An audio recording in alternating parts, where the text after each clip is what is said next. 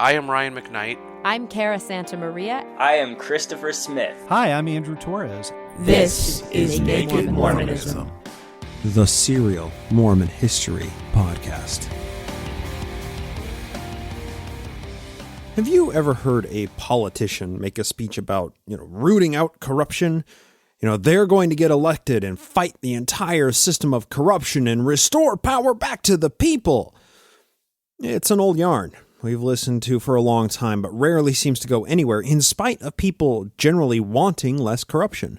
We may disagree about the means to attain less corruption, but most of us would agree that it's a good thing.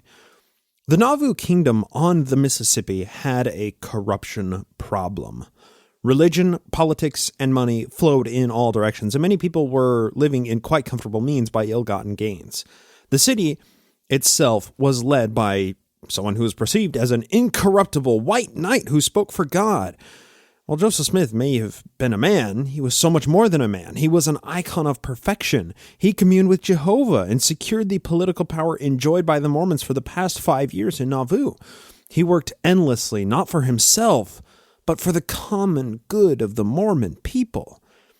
And all of those were lies that Joe worked very hard to keep true in the minds of over 10,000 Mormons living in the area. However, there were others. Joe's hold on power hadn't come from being born into a royal family or owning many large businesses in order to buy himself into the highest caste of society. Joe had hooked and crooked and clawed his way to the top of his little criminal empire. Others who saw his rise and understood the darker human side of the prophet could turn traitor if the opportunity for their own rise opened.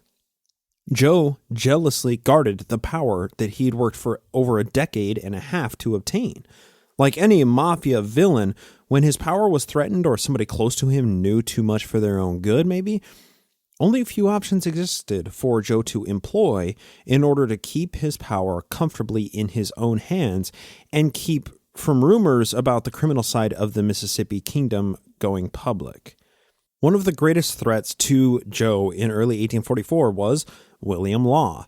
A lot of conjecture exists about what actually happened, but William Law was the replacement in the church presidency for Frederick G. Williams when that guy died back in 1842. At that point, William Law was raised to the highest ruling body of church authority while holding the office of General of the Nauvoo Legion. When he attained this high position in the presidency, he was allowed to learn the greatest mysteries of Mormon theology, including polygamy. Something happened between William Law and his wife Jane and Joe and Emma.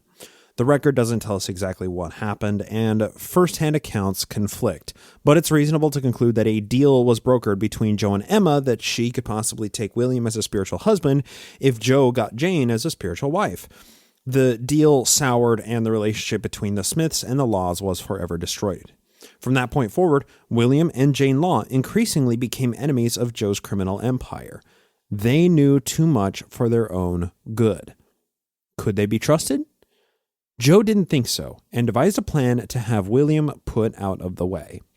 William was tipped off about the Danite plan to feed him to the Mississippi catfishes, and he entered a complaint against the prophet. A special council was called in early January 1844 to determine if Joe had sworn out a secret oath with some of the Nauvoo Police Force in order to make Law disappear. This sets our scene for today as we're going to read through the council minutes of what transpired. This special council meeting reveals so much of Nauvoo Mormonism and the way that Joe conducted his criminal empire. We'll discuss each event and the importance of it as each testimony is given and each person is called to the stand. This hearing is to figure out if William Law was the doe-headed traitor that Joe feared him to be. Now, doe-head is a term that we're going to run into a lot today, but it doesn't mean like an idiot, like intuition would imply. Doe-head back at the time, or doe-face, actually referred to a person whose head or face was made of dough and therefore pliable or moldable, especially referring to politicians. So like northern politicians who accepted slavery were seen as doughheads because their morals were moldable, usually with a dough, a little bit of dough, meaning money. So Joe, trying to figure out who the doughhead here is is Joe trying to root out who the traitor or who, he saw as moldable to the directions of the Missourians or, any of Joe's enemies for that matter, who wanted to arrest and execute him for being a tyrant. So from the History of the Church, Volume 6, here we go, quote, "The mayor directed the marshal to notify William Law and John Snyder that the council was in session and informed the council that William Law had said to his brother Hiram that the police had been sworn by him secretly to put Law out of the way." So a brief pause here to cue us into the military aspect of Nauvoo. So the Nauvoo Legion was the state-sanctioned militia that Joe had been able to have approved by the Illinois state legislature. But the Legion was just a militia, and there was no reason to have them act as a police force unless Nauvoo was under martial law, which happened from time to time. But the Nauvoo Police Force was Joe's personal uniformed bodyguard squad. I've had many people talk to me who say that they are descendants of one of Joe's personal bodyguards. I'm even a descendant of one of his bodyguards. But being Joe's bodyguard merely meant that the person was a member of the city police force, whose primary job was to make sure that nobody messed with Joe. It's like it was a dictatorship or something. So the crux of the complaint filed by William Law was that Joe had made a secret pact with just a few of the Nauvoo City Police Force and that they were practicing Danites, the shadow military from the Missouri Mormon War era of 1838. As part of this secret oath, William Law suspected Joe told them to kill Law and never revealed to anybody that there was a secret group within the police force that operated outside of the bounds of their regular duties. Here's Joe's initial response to Law's accusation, quote, "I have had no private conversation with any of the police but the high policeman, Jonathan Dunham, and that was to request him to have especial care of my personal safety, as I apprehended attempts to kidnap me by the Missourians," end quote. The personal bodyguards. Jonathan Dunham, being one of the personal bodyguards, was a group within the Nauvoo Municipal Police Force. So Joe denied having made any secret pact with any quote-unquote Danite policeman, right? But to prove it, he called on the policemen who were in attendance at the meeting. Quote, "He called on the policemen to say if they had received any private oath from him when they all said no," end quote. Because of course they said no. Right? I mean, Joe being a criminal kingpin was literally the issue underpinning this complaint by William Law, and the police force wasn't going to rat Joseph Smith out. They'd sworn oaths to stand by their brethren in defending the prophet to death, even if doing so came in conflict with the law. This is straight up mafia family stuff that we're talking about here. Quote, "Counselor Hiram Smith said that William Law told him the police had sworn him," meaning Law, "to keep the secret, which was that he was to be put out of the way in 3 months," end quote. So apparently, William Law was under some kind of notion that Hiram's sidekick Abiff Smith was more honorable than his younger brother, the prophet, and confided in Hiram that Law knew of a plot that the police were going to kill him around March or April of that year, 1844. Of course, when Hiram knew that there was a problem, that information quickly made its way up to the prophet. Hiram knew that Law knew that there was a plot to kill him. Quote, "The mayor said he wished policemen to understand forever that all he wanted was that they should execute the ordinances of the city and his order according to law," end quote. Whose law? See, whose law? That's the real question here, because Nauvoo had 2 sets of laws, one that the regular people followed and the other that Joe and the leadership followed. Whose laws did Joe want the policemen to follow? Which set of laws would benefit Joe the most? Quote, "Several of the police called for the individuals to be named who made the statement to William Law," end quote. Who's the rat? That's what this statement is. This is rat control to figure out who squealed and tighten up their lips. Joe wanted to immediately get to the bottom of who told Law, William Law, that there was a plan to have him removed, killed, fed to the catfishes, right? These policemen had sworn an oath to protect the prophet at all costs. Somebody violated that oath. Any leaks like this in a criminal empire is a massive threat to the person who sits at the head of that criminal empire. Quote, "The mayor said he thought proper that William Law should come and make his statement to the council on oath. The mayor then said to the police, 'If you see a man stealing, and you've told him 3 times to stand, and warn him that he is a dead man if he does not stand, and he runs, shoot off his legs.' The design of the office of the police is to stop thieving, but an enemy should not be harmed until he draws a weapon upon you."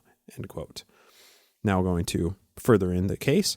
William Law came in and was sworn to tell the whole truth touching the case before the council. William Law said he had been informed that some of the policemen had had another oath administered besides the one administered to them publicly. That's the two sets of laws, right? There's the oath that they took to be the policemen of the city, and then there's the shadow oath that they made to Joseph Smith, the Danite oath, really. Continuing, that one of them said that there was a Judas in General Smith's cabinet, one who stood next to him, and he must be taken care of, and that he must not be allowed to go into the world, but must be taken care of. And he was not only a doughhead and a traitor like Judas, but an assassin like Brutus. That the idea had been advanced that the scriptures support such a doctrine. End quote. William Law was told that Joe feared a dough-headed Judas at his right hand and reasonably feared that William Law might be the person who is labeled as this Judas, as this traitor to the prophet. William Law was in a massively high-ranking position in the church and military leadership. Hiram was Joe's partner in crime. William Law was in the place of being the right-hand man, but the thing is, William Law was a more moral and honorable person, not somebody a crime lord wants at his right hand, because somebody who has a moral compass is a massive threat. So Alderman Harris, this is one of the city aldermen, came up to the stand and began his line of questioning with William Law. Quote, from Alderman Harris, "Who is the person and who told you?" Of course, referring to the plot to kill you. Here Law says, "I am under obligations not to tell." Alderman Harris, "That is immaterial. You are bound to disclose the whole truth here by virtue of your oath." Law responds, "I am afraid to tell. One oath is as good as another." End quote. This is a pretty interesting exchange. Law was now on the stand in this special council, sworn to testify under oath, being questioned by Joe the mayor and one of his crony aldermen. But of course, William Law had likely sworn an oath to the person who informed him of the assassination attempt, because if that information got out, the rat who informed Law would be exterminated, right? But of course, Joe is the person who held all the aces here, and he stood up and began his line of questioning. Quote, "The mayor said he would protect him," meaning Law, "and he was bound to tell." Law replied, "Law said he would not tell who told him, but he might tell the name of the police. Eli Norton told me." Now, Alderman Harris, of course, chimes in and says, "Was Eli Norton of the police?" William Law responds, "No, but he got his information from Daniel Carn, who is a policeman." End quote.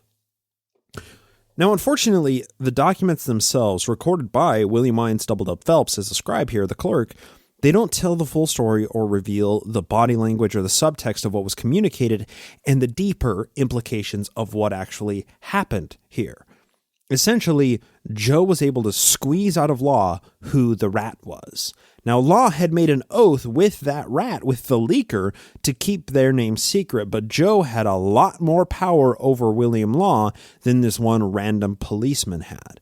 So Law giving up the name so quickly reveals that William Law feared Joe a lot more than he did some policemen. And then it says, quote, "The marshal was sent to bring Eli Norton," end quote. So now, Joe was getting closer to the bottom of this. Law had given up his informant, and the marshal was sent immediately to bring that informant before this tribunal, this special council. As the marshal carried out his duty, Joe decided to take a moment and make a grand display of his honesty by asking all of the policemen in the room if he had ever had a private conversation with them, by implication asking if any of them in the room would openly rat him out that they were Danites. Whatever this looked like was apparently rather terrifying to some of those in attendance, including Hiram's sidekick, Abiff Smith.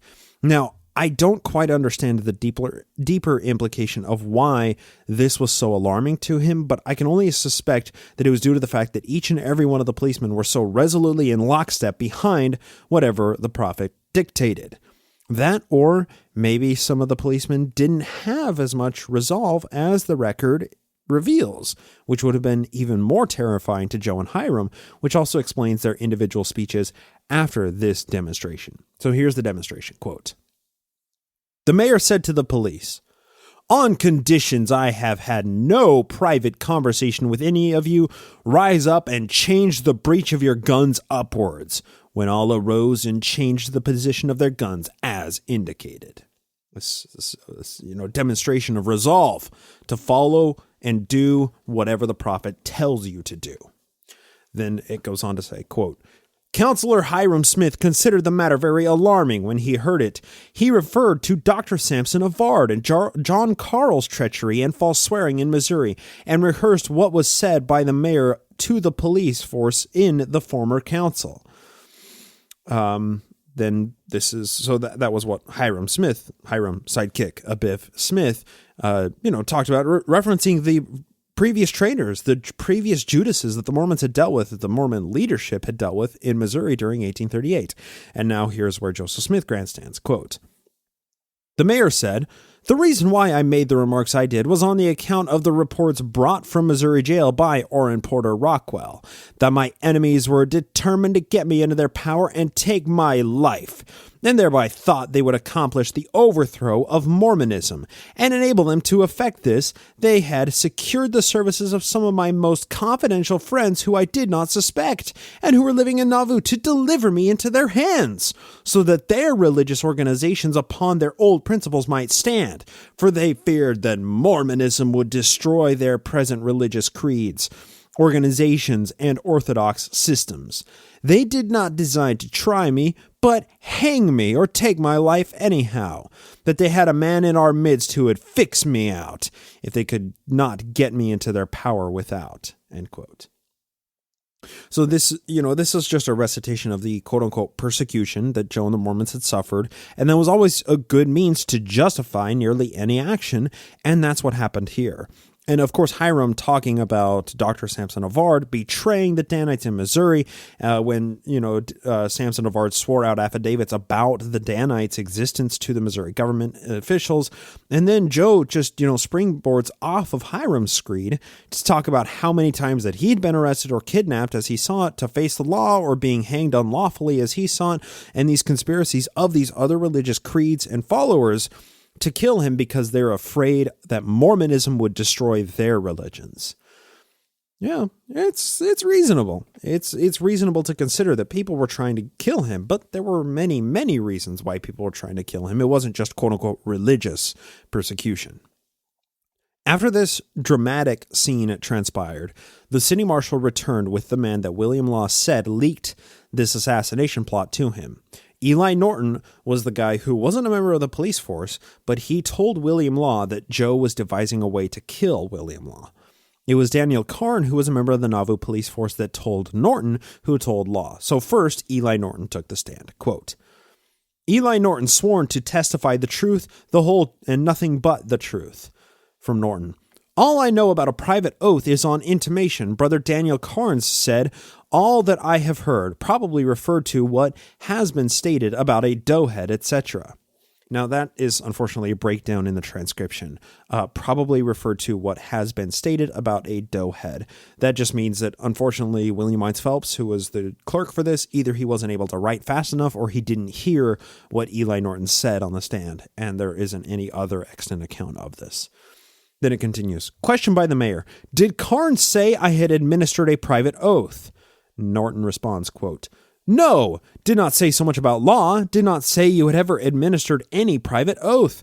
Carn never intimated to me that law must be put out of the way. Did not call William Law's name, nor any other name. Did not say the policeman had received a private oath. Understood Carn to say they had received private instructions, and if a man could not keep a secret, he was not worthy of a place in the church. Did not say the mayor had given him a private charge. Did not tell where the danger was expected to come from. Told me there were doughheads about. Did not say the doughheads were in danger, but the mayor was in danger from the doughheads. End quote. So, Eli Norton here testifying, having not witnessed the sequence of events in the special counsel up to this point, took the stand and simply denied everything, all of the questions about the deeper implications of the Danites and the secret oaths and what the Nauvoo Police Force was really created for. But of course, William Law must have been blown away by this because he just told Joe about the leaker, because obviously William Law feared Joe's power more than he did anything that Norton or Carn might do to him. So William Law was understandably frustrated and asked Norton directly about what Norton had told him about the assassination plot. Law is the supposed doughhead who must be taken care of here. Quote, question by William Law. Did you not understand from Brother Carn that he was suspicious of some person near Joseph Smith being a doughhead and must be taken care of, and that person was myself? Answer. Yes, he, meaning Carn, mentioned a doughhead as being very near Joseph, and he guessed you was the man, and I thought it might be that Daniteism was not done with. End quote. Ah ha ha ha ha. Yes, you see here, Norton was afraid that Daniteism was not done with. Daniteism, of course, is being the way that Joe dealt with dissenters. That was the shadow military hit squad that Joe used to get rid of people in in Missouri. Norton told William Law that Law's life was in danger explicitly because he thought that Law might get a visit from the Danites. But of course, when Norton initially took the stand, all he did was deny, which clearly infuriated Law and caused him to ask that question. So before getting to the next portion of Eli Norton's statement, which was removed from the history of the church but has been restored from the original documents thanks to the painstaking work of Dan Vogel, let's discuss this in the meta for the second. The only reason that this special council happened was because the Danites weren't successful in putting William Law out of the way in the first place. Had they been successful, and some of the more seedy characters within the Nauvoo Police Force were able to get rid of Law, to put him out of the way, get rid of this doughhead, this Judas, this hearing never would have happened, right? William Law would just be dead, and the Nauvoo Expositor never would have been published, and Mormon history would look much different today. But because Carn told Norton and Norton told Law that the Danites were out to get him, William Law survived the attempted assassination, and he was able to file this complaint and air out his grievances to the church leadership in this special council. William Phelps, recording the statements made under oath here, reveal many troubling trends in the Nauvoo criminal justice system. Not criminal justice system, criminal justice system. This entire tribunal reveals just how insanely corrupt Nauvoo under Joseph Smith truly was. Now, however, we get to the crux of the issue that caused Law to be put on the hit list in the first place, because the next point in Norton's testimony, and much of the remaining testimonies, reveals that the lines historians used to divide celestial marriage and spiritual wifery were actually far more blurry at the time. Quote, this is from Eli Norton. We had conversations on spiritual wives. I did not believe. New Brother Law was opposed, and in this conversation, the doughhead came in. Carnes did not say Joseph had anything to do with spiritual wives or had taught any such things. Did not say Brother Law had anything to do with it. There was no chain to the conversation. He suggested there was another law, the law of God. I do not know who administered the other oath. End quote. That's it. There was another law, the law of God. In the law of God, men get more wives based on their ecclesiastical standing and loyalty to the prophet, and the will of God is enforced by a shadow assassin squad. Mayor, quote, tell what you know that made you so alarmed about Brother Law. And this answer was almost completely removed from the history of the church. Quote, Carnes told me several times Daniteism was not down, but never said Mayer had anything to do about Daniteism.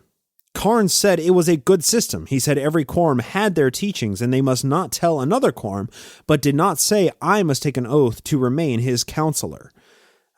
So that's an interesting point, isn't it? Norton here is saying that he was afraid that Daniteism was not done away with, but that Carnes said that Daniteism was a good system and that each and every quorum has their own system and their own teachings. Now, that's interesting because that says each quorum is to remain in their lane and not tell the other quorums what their conduct is. Now, we've discussed extensively on this podcast how the evolution of Mormon authority and priesthood office has usually resulted in external factors requiring higher and higher offices that Joe created for him to be like the king over. The office of elder was created in 1830 to be the ruling officers of the church, but When there were too many elders, suddenly we have bishops, priests, deacons, 2 different priesthoods, Aaronic and Melchizedek, 2 quorums of the 70s, quorum of 12 apostles, high council, patriarchs, high priests, stakes and stake presidents, auxiliary presidencies, and a litany of other offices constructed into this lattice of Mormon authority, always with Joseph Smith at the top. This point in Norton's testimony, which I will remind you that was removed from the history of the church for understandable reasons, reveals that an aspect of these different quorums was that they operated at different degrees with differing levels of knowledge of how the church ran. Deacons pass a sacrament, bishops handle local congregations, stake presidents handle regional conglomerations of wards. But to know what really happens behind closed doors, to see the blueprints and construction plans for Talos, you got to be in the highest of the highest quorums. Segregation not only of duties, but of knowledge of the grand plans to overthrow the nation. So just because you're a made man in Mormonism doesn't mean that you get all the keys to the kingdom. As in Nauvoo, just like today, Mormonism is a need-to-know basis criminal empire religion. Now, the next sentence actually wasn't removed from the history of the church, but it reveals the breakdown of Phelps taking notes based on the conversation that's happening, and that this is clearly not a fully accurate recounting of everything which was said in this special council. So, talking about the Daniteism and the difference in the teachings of the quorums, all of that from Norton, that was all cut. But this is what was retained from Norton's answer, quote, "There was no change to the conversation, but I drew the inference that Brother Law was the doughhead from Karn's conversation, but Karn did not name Law," end quote. So, after the end of this, Norton was done testifying about spiritual wives, about Daniteism, which those 2 points were stricken from the history of the church, but the doughheads, of course, that was retained. He was done talking about these things within the highest ranks of church leadership, and now Daniel Karn, who was the policeman who supposedly told Norton about the plot to kill William Law in the first place, Daniel Karn was finally put on the stand. Quote, "Daniel Karn was sworn, said," and all of this was, once again, removed from the history of the church, quote, "I told him," meaning Eli Norton, "we were sworn and our duties specified. I said by the covenant we made in baptism, we are bound to protect each other in righteousness. Daniteism is to stand by each other, and that is all I know about Daniteism." Mayer said he was not afraid of anything but a doughhead in our midst. In our conversation, we referred to spiritual wives, and one thing brought on another. I was asked, "Who can that man be?"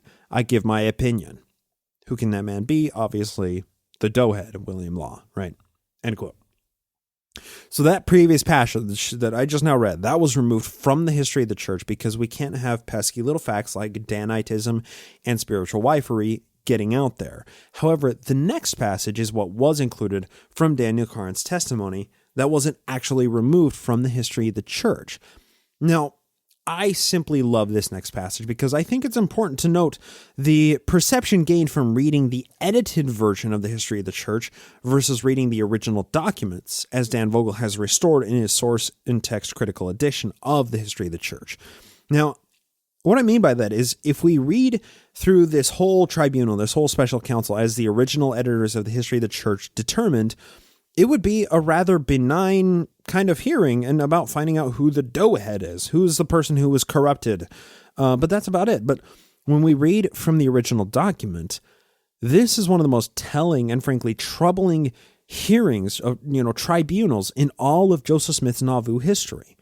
The original documents reveal that Law's suspicions and fear for his life were absolutely founded, and that Joe would utilize a shadow assassin squad to remove a high-ranking church official who disagreed with him about polygamy and other issues. William Law didn't like Nauvoo Mormonism being run as a criminal regime, and he was one of the few people who could publicly oppose the prophet and his grand plans. Joseph Smith wanted to kill William Law, and justified that desire by calling William Law a Judas, or a doughhead in our midst. This hearing was actually about Rat Patrol.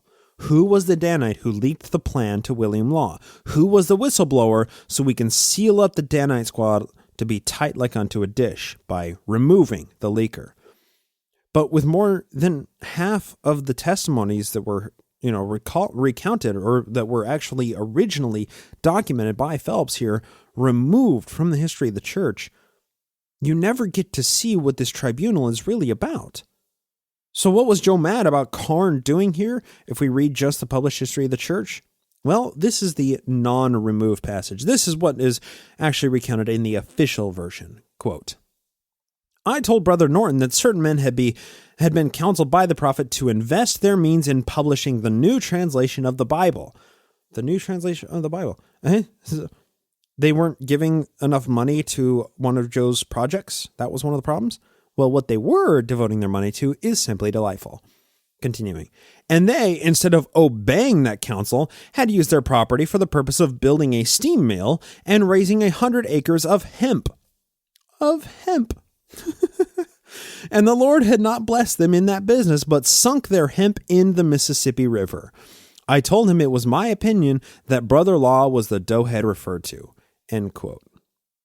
Doughhead? More like dopehead. Crack myself up. But that's what this tribunal is about if you just read the published history of the church. But when we read the actual source documents, the entire issue becomes about much more than Joe being mad that these guys were running a pot farm instead of investing money into publishing his translation of the Bible. This becomes about Danites and spiritual wifery and a plot to kill the counselor to the president of the church and a general in the Nauvoo Legion. That's huge. Do you see how these little tiny edits like this, these little tiny paragraphs removed from the history of the church, change so much context?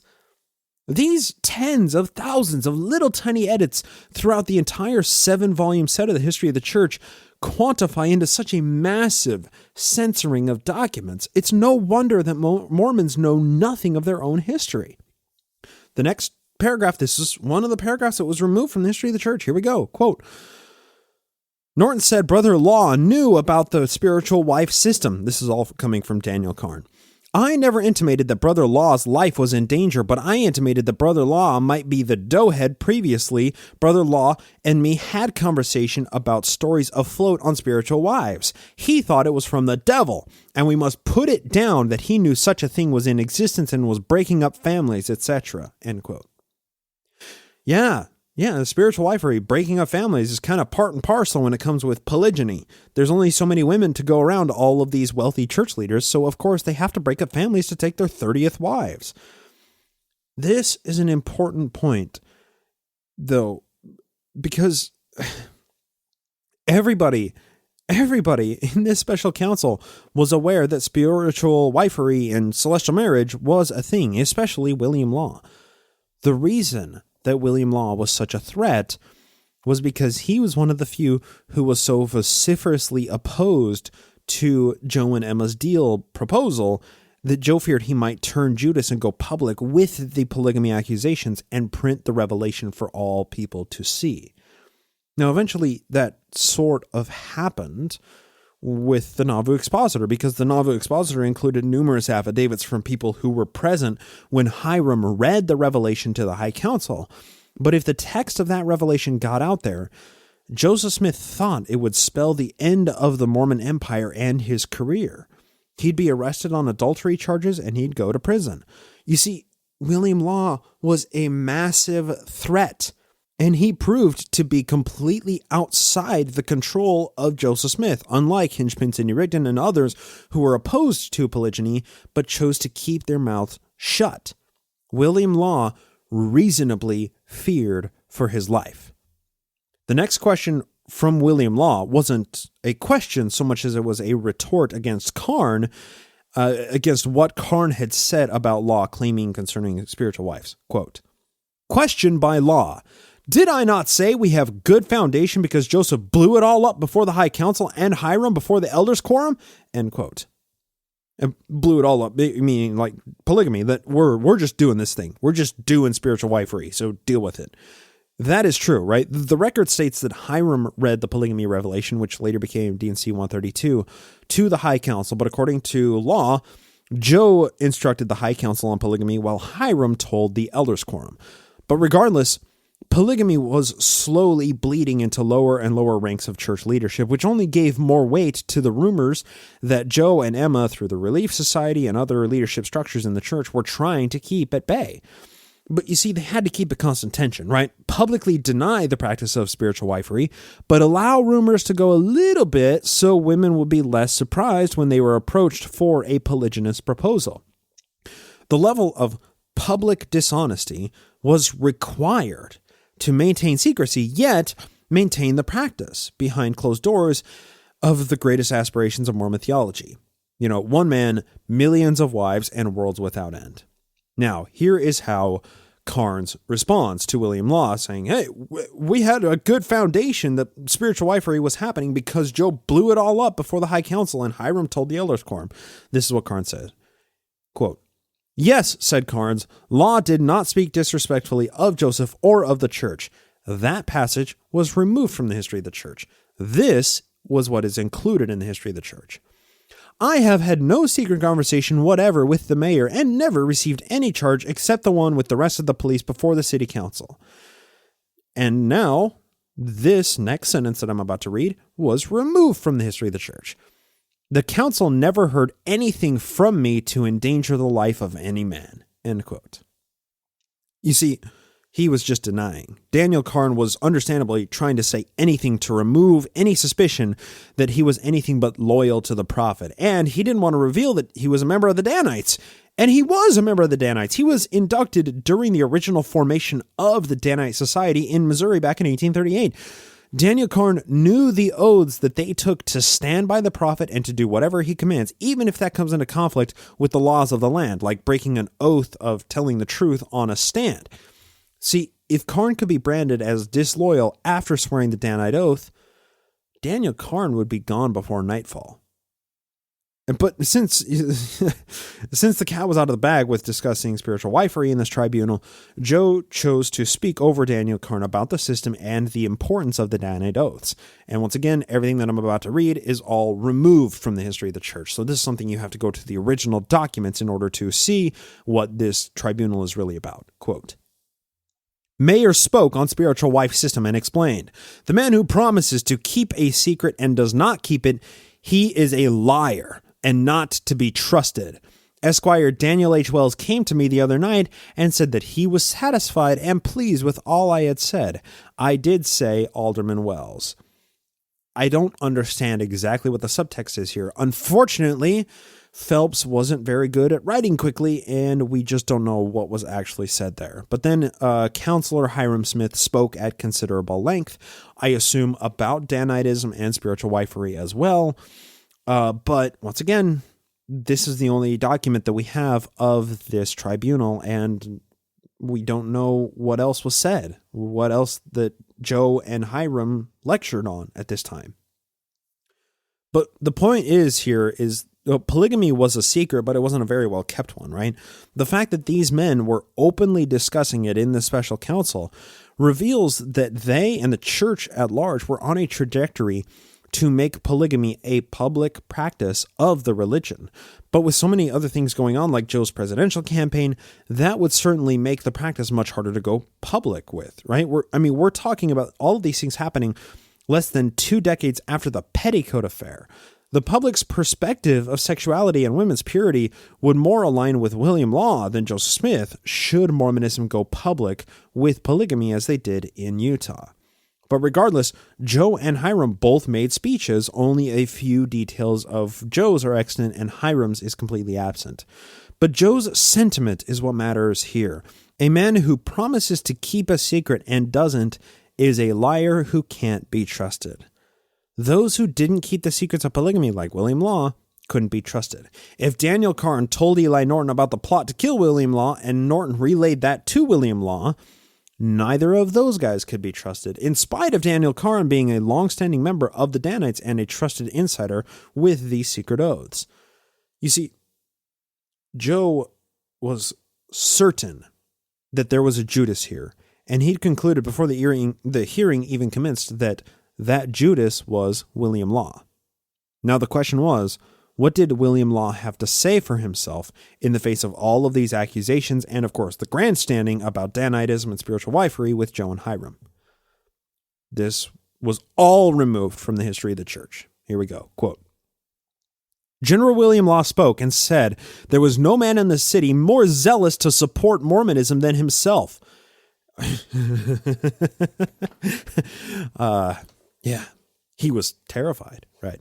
The implication there is there's no man in the city more zealous to support Mormonism than himself. He was terrified. He was afraid for his life right now, right? After Joe said that a man who makes an oath and then breaks it can't be trusted, the implication of that is they're going to sleep with the Mississippi catfishes. Law continues. I have ever been ready to stand forth 1 against 9 for the defense of Joseph and am yet.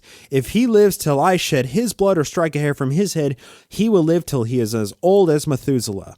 And I firmly believe if I live till Joseph kills me or sets anyone to kill me, I shall live as long as I want to. End quote.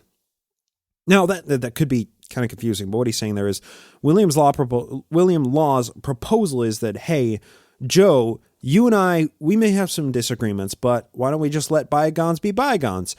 If you live until I want to kill you, you'll live to be an old man. If I live until you want to kill me, I'll be an old man too, right? Right, Joe? We can finally bury our weapons of peace here. And see, the problem is Joe had insider information about Law making subtle moves to secure an escape upon publishing his expose. You see, William Law owned a ton of property in Nauvoo because he was so highly ranked in the church and in the Nauvoo Legion. In a later interview, William Law estimated his wealth at the time in 1844 to be about $30,000 or about $1.027 million in today's money. He had, quote, a large steam flour and sawmill and a store, end quote. In that same interview, William Law also talked about his brother Wilson Law, co-author of the Nauvoo Expositor, and the impact that the paper had on them. Quote, my brother had a fine brick 2-story building. By starting the Expositor, we lost nearly everything, end quote. Now, when this interviewer asked William Law about the property, this is what Law said, quote, it would have been the smart thing to do to remain quiet, sell our property without noise for what we could get, and move away. That would have been smart, but I wasn't cool and smart then. I wanted to do my duty and nothing else and didn't care for the consequences, not a bit. Many friends advised me to be smart and remain quiet, but I would not hear of it and spoke my mind whenever an opportunity offered. When the Smiths saw that we were against them, then they applied to us their usual system, that is, to freeze us out, end quote. So, you see, Joe knew that William Law was considering liquefying his assets and leaving the Mormon kingdom. That could mean only one thing. Law was about to go public and expose Joseph Smith. You see, Joe had survived the Wreck-It Bennett expose just a year and a half prior to this. We called that, the Bennett meltdown because that's what it was. But the thing is, Joe wasn't ready for another round of dealing with an expose coming from a high-ranking and trusted member of the innermost Mormon circles. So, Joe decided to hit William Law with the hard question head-on. Quote, this is, once again, removed from the history of the church. Did I ever tell you that anybody had told me that if you would sell your property, you would blow up Mormonism? Law sheepishly responded, Hiram told me that. Now, the record doesn't say anything more than that, but I suspect that this was a pretty uncomfortable moment because the only reason that Law would have wanted to sell off his property in Nauvoo was if he was planning something big. Joe knew that, Hiram knew that, William Law knew that, but because Joe had total and complete control over everything in Nauvoo, after this hearing, he took moves to quote-unquote freeze out the laws, which William Law reveals in his later interview with Wilhelm Wymettle. Quote, secret orders went out that nobody could buy property without the permission of Joseph Smith, Hiram, or the authorities, as they called them, so our property was practically worthless, end quote. Tensions were high, and at the end of the day, William Law won. Law had Joe in a vulnerable position because look, like William Law had helped to build Talos. He knew the blueprints. He had knowledge of the greatest mysteries of the Mormon kingdom, and he'd participated in many of the illegal affairs of the church. Law was standing on the high ground, but Joe's armies and assassins had him surrounded in a modern recreation of Samuel the Lamanite on the wall. But there's just a little bit left in the hearing, and this comes from, Daniel Carnes, quote, Bishop Carnes said he had never conveyed the idea to Father Norton that Joseph had said that Mr. Law was the doughhead, and by implication, the Judas who was deserving of death by the Danite Bowie knife. And this is where Joseph Smith decides to round it out. Quote, where a man becomes a traitor to his friend or country who is innocent, treacherous to innocent blood, I consider it right to cut off his influence so that he could not injure the innocent, but not right to meddle with that man without testimony, law, and trial. End quote. You see, Joe was just a fair and a just dictator. He had no problem carrying out extra-legal assassinations. When he says cut off influence, that's cutting off their head. But, so he didn't have a problem with these extra-legal assassinations, but only after that person has had a moment to defend themselves in a court of law and to provide their side of the story.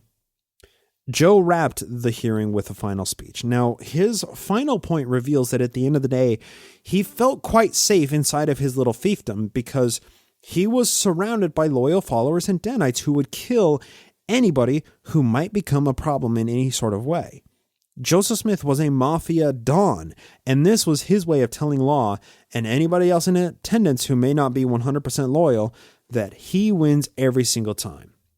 Joseph Smith could shoot a man on Water Street in broad daylight, and the people would still vote for him to be president. Here's his final cry. Quote, the mayor suggested the propriety, since Rockwell and others are clear, the Danites, Rockwell, or in Porter Rockwell, Pistol Pack in Porter Rockwell, and we have the promise of protection from the governor, and as the police are now well organized, that they put up their guns and carry only small arms, and that the council pass such an order. The Danite system alluded to by Norton never had any existence. It was a term made use of by some of the brethren in Far West and grew out of an expression I made use of when the brethren were preparing to defend themselves from the Missouri mob in reference to the stealing of Micaiah's images. I don't know that Bible term, but that's from Judges chapter 18. If the enemy comes, the Danites will be after them, meaning the brethren in self-defense. The mayor instructed the police to lay up their arms till further orders. End quote. Now, that final screed that Joseph Smith made, that wasn't removed from the history of the church, even though most of what we read today was removed for understandable reasons. At the end of the day, when a believing person reads the published history of the church, they see Joseph Smith as simply trying to remove any doughheads from his closest circle of church leaders, and they read a blanket denial of any existence of the Danites from the prophet. But when we read this hearing from the original source text, a lot more pieces fall into place. And this hearing comes into focus for what it truly was. This was rat patrol. Joe knew there was a rat, a Judas in his midst, who would soon betray him, and he wanted that person dead.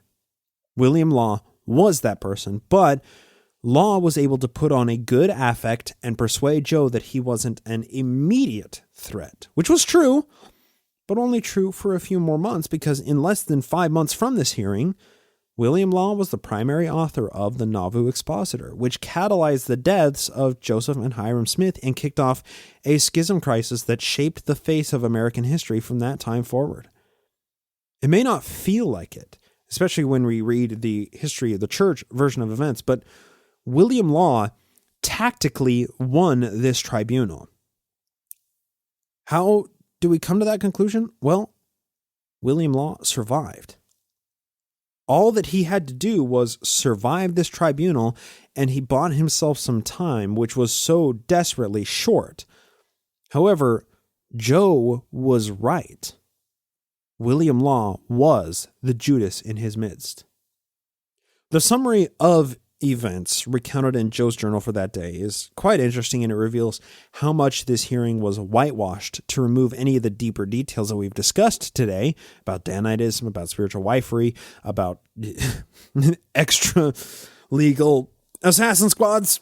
Of course, those things were removed from the history of the church, but this is what people who are reading the published church-approved edition of the history of the church, this is the summary that they get to read. Quote, "The council spent nearly the whole day in investigating the subject and examining these two witnesses. The police were all sworn and cross-examined by William Law and the alderman, and the result showed nothing but imagination. Having grown out of the surmises of Daniel Carn upon which Law became satisfied, shook hands with me, declaring he did not believe a word of the story, and said he would stand by me to the death, and called the whole council and the police to witness his declaration." End quote. Yeah, no, I'm sure things ended completely amicably between Joe and Judas Law, with them shaking hands and just letting friends be friends. These two guys, they went on to have a wonderful few years together as respectable businessmen and friends, and then Judas Law and Joe, they parted ways as best buddies. They occasionally visited each other in their elderly years and reminisced of the good old days of Nauvoo over strong tea. Oh, wait, that's exactly what didn't happen, because this little tribunal was a microcosm of what lay in store with Judas Law and Brutus Marks. See, Joseph Smith wasn't an idiot. I've said that so many times on this podcast. He wasn't an idiot. He was a colossal failure. He was an opportunist. He was overly ambitious to the point of his own undoing. Yeah, but an idiot he was not. Joe knew that there were people around him who knew too much and that he couldn't trust. Judas Law being called on trial here was a result of what Joe did in December of 1843 to attempt some kind of controlling mechanism over these loose ends. This is from D. Michael Quinn's 2011 Sunstone article titled "The Culture of Violence in Joseph Smith's Mormonism." Quote, "In December 1843, Joseph Smith organized the police force of Nauvoo with Jonathan Dunham and Hosea Stout, former Danites, as captain and vice captain.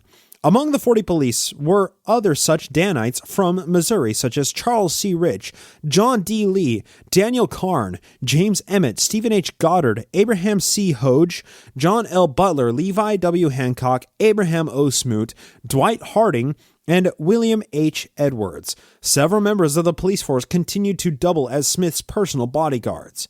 These Mormon policemen were proud of their Danite background. According to one complaining Mormon at Nauvoo, policeman Daniel Carn, quote, told me several times that Daniteism was not down, said it was a good system. We read that quote earlier.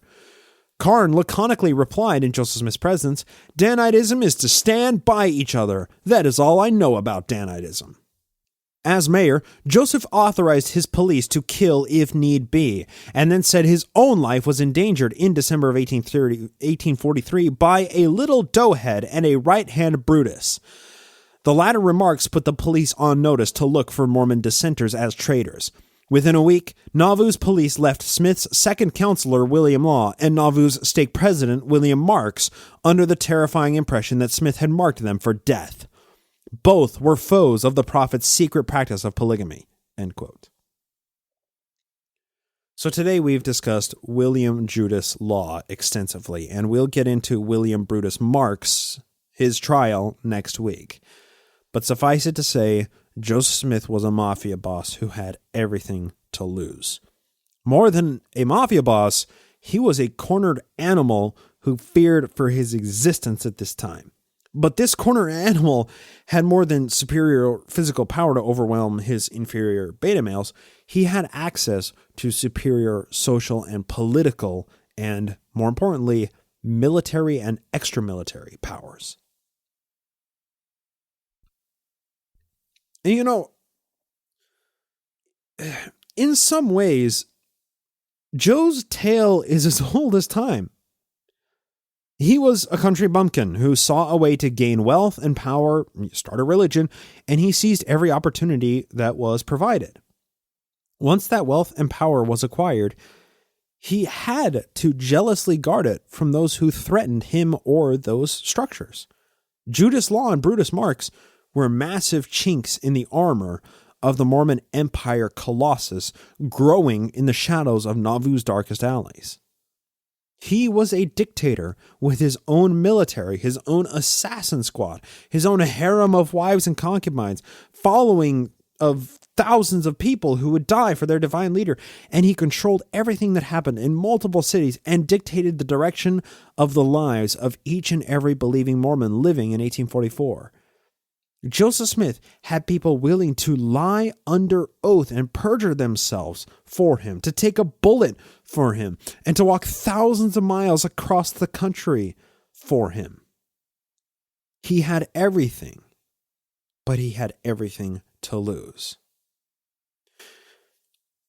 But it was also never enough, because power begets power, wealth creates wealth, dogmatic fealty creates radicalism.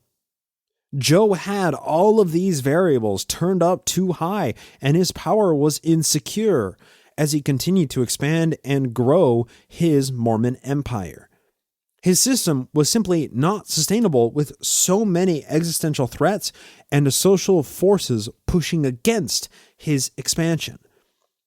He couldn't possibly manage this chaos for much longer, could he? With so many threats, constant threats, it was nearing time for somebody to step in who could channel that chaos into order.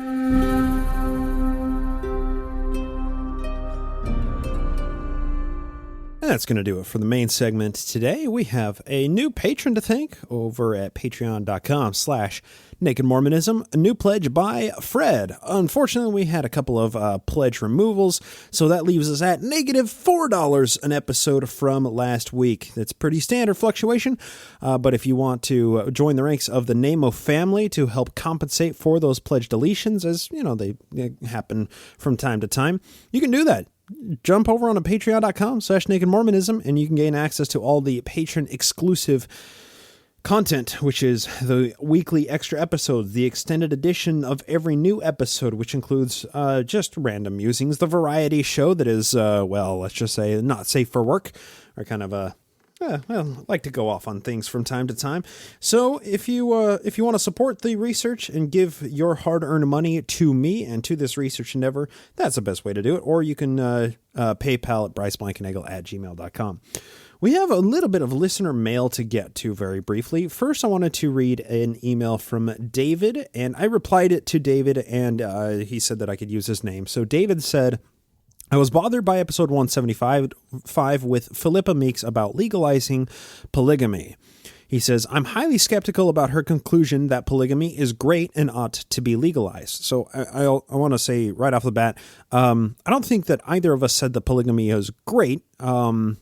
I think we both came to the reasonable conclusion that it should be legalized, but that it's great, I think that's a bit of a straw manning of the argument.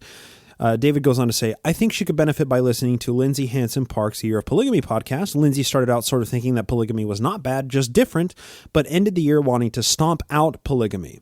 Lost boys, sex slaves, child brides, poverty, welfare fraud, etc., etc. But thanks for doing the podcast anyway.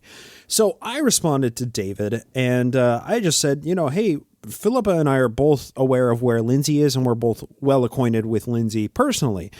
I haven't listened to the entire backlog of Year of Polygamy. I've listened to a number of the episodes, and I've become somewhat familiar with Lindsay's stance on polygamy in my many personal conversations with her related to her work. And these conversations, in my reply email, I say, these conversations have illuminated to me the necessity of decriminalizing polygamy, and Lindsay lands solidly on the side of decriminalization for the exact reasons that you cite. Lost boys, sex slave, child brides, all of those are a result of polygamy being forced underground and people having no legal recourse for abuses that they suffer. Many women from more radical fundamentalist sects aren't even aware that they have legal rights to their own children. All of these and plenty more issues are only exacerbated when government and society continues to drive these practices into the shadows. Polygamy will never be quote-unquote stomped out, as David says, so the best that we can do is to drag the practice kicking and screaming into the 21st century through decriminalization and offer resources to those people who are harmed and abused by it. So David said that, he responded that that I'm welcome to read his comment and respond to it on air. And like he said, there may be other listeners out there who came away from the interview with Philip Amick, with similar impressions. And I don't think that was what we were intending to convey, that polygamy is awesome. More than anything, it's that people are abused under these systems, and the results, the byproducts of the polygynous Mormon system is that people are abused, and they don't have much legal recourse or any other resources beyond the legal system to fix those abuses, to remedy the abuses that they suffer. And by keeping polygamy criminal, it makes it so that people who are abused by those systems do not have anywhere to go. They don't have any recourse whatsoever. Families being ripped apart, as discussed in the main segment that William Law talked about with Joseph Smith. Like, he's ripping apart families in order to, award the most loyal ecclesiastical and highest ranking members of the church with more and more wives. Women are a commodity in these religious polygynous systems. That's unacceptable. That is a byproduct, and the abuse of tearing apart families is one of the byproducts of having a system that commodifies women that way. And I think Philippa and I are both resoundingly against any system that subjugates people and women that way. And the only way to do that is to reduce those abuses is by decriminalization or through legalization. Obviously, it's a very complicated legal sphere, and many people, reasonable people, disagree about the best way to approach that. Another email, this came in from Molly, and Molly is somebody who, she's written into the show before. She's an avid listener of My Book of Mormon podcast, and I responded to one of her emails on the latest My Book of Mormon, where she asked about an alternate history. Essentially, Molly is asking alternate history, similar to the Council of 50 series, where the third episode of that I crafted an alternate history. She was wondering what it might look like if Brigham Young had succeeded in keeping the Kingdom of Deseret as a sovereign empire within the boundaries of North America, but sovereign from the United States government. And she crafts together a kind of a similar circumstance as I put together in the Council of 50 series of dividing up the various kingdoms and what that might look like. And then she finishes her email, an attempt to conquer the U.S. rather than focusing inward on consolidation and self-improvement feels like the first and earliest reason for Deseret to collapse, in my opinion, hence my questions. And she essentially just says, what does Deseret look like? What does the nation of Deseret look like? And for my response to that, I just have to say, Molly, I'm sorry. You got to wait until we get to that period, because the way that Brigham Young operated the nation of Deseret was like he was trying to make it a sovereign empire, right? And the entire 1857 Mormon conflict that happened in Utah was because Brigham Young refused to step down when the federal government brought in somebody who was not a Mormon to be governor of the Utah Territory. When Utah was gained the status of a United States territory in 1850, Brigham Young was named as the first governor of the territory. 1857 comes along. He's supposed to step down as his governorship ran out. He didn't want to do that, and that catalyzed the Mountain Meadows Massacre and a number of events, the entire retrenchment era of Mormonism, where, well, horrible things happened, and dissenters were cleansed from the Great Basin, and rebaptisms happened to make sure that people who were members of the church and who stayed rebaptized members of the church were indeed, loyal to Brigham Young and to the Mormon cause.